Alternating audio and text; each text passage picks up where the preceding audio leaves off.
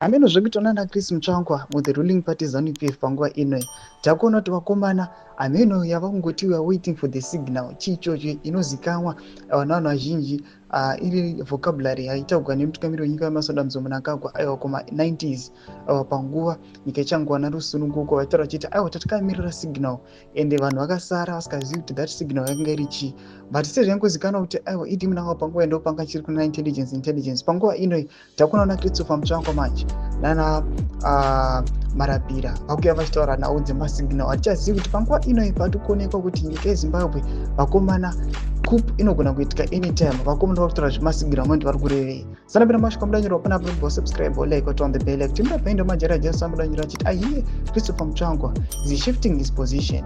Him and Farai Marapira have refused to hold a ZANU-PF press conference, with the Farai stating that they are waiting for a signal.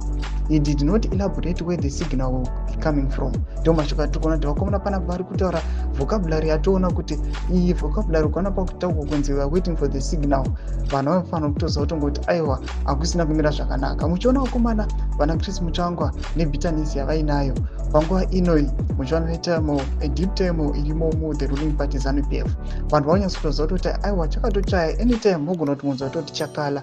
And now chakutyisa manje ndechekuti ma-war veterans vari kuthreatena mutungamiriri wenyika yeZimbabwe vaitaura zvekuti aiwa they are fully armed vaitaura mashoko vachiti they want to occupy the state house and neushoma hwavainaho ma-war veterans vari kumobiliza vachitungamirwa naBlessing Sedgeza.